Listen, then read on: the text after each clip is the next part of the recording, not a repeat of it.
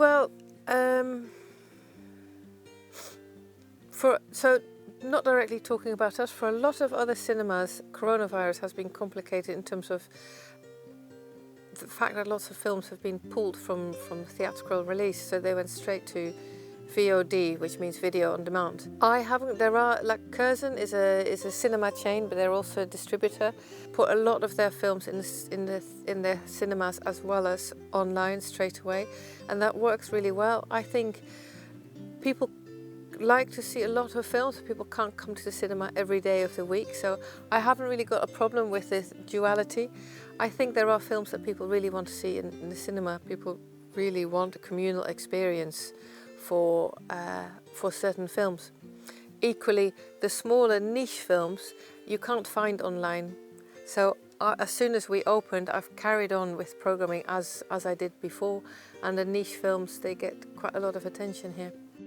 I do think it is going to move more online, sort of in the initial sort of wake of the pandemic ending, whenever that is. But it would be nice to kind of see a resurgence of cinemas, but I do think it's kind of wishful thinking. I hope, but also think that it'll all go back to as was. I think people have got a really strong congregational need. They need to spend time. Festivals are hugely popular, and the church had a very strong role in that. But now churches are less popular, especially in this area. Cinemas fulfill that role. So I think those experiences are very important for people, for us to feel part of a larger group.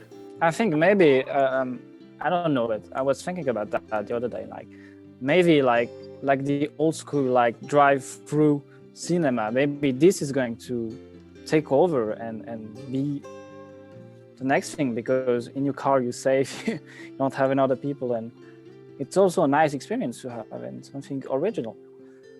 But other than quality and experience, I don't know what the cinema is going to give more to the user. I mean, they sort of were before the pandemic, kind of living side by side. I mean, there was that tension there between, like, Spielberg spoke quite prominently about it and stuff, but they were sort of coexisting. And still, when a big movie came out, something like 1917, everybody went to the cinema to watch that, because, you know, it's the sort of film that you need to see up on the big screen. But so films like that, I think the cinemas were still doing all right, really. But it was for the smaller kind of independent movies, they were, it seemed, just sort of largely being put onto streaming services. So I don't really know. It's a hard one to answer. There's just this kind of battle there, but obviously the streaming services are overtaken at the moment.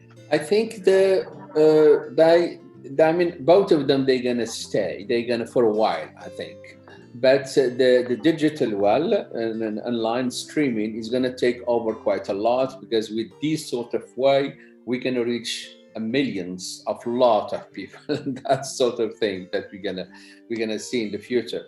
But I think there is a whole generation of people like me, and even my kids as well. They love to go to the cinema because you've got a nice big screen, you've got a nice sound, and you've got the atmosphere, the ambience for that. It's something I think is gonna stay for a while. I wouldn't say it's gonna stay forever, but at least for the moment, it's gonna stay for a while.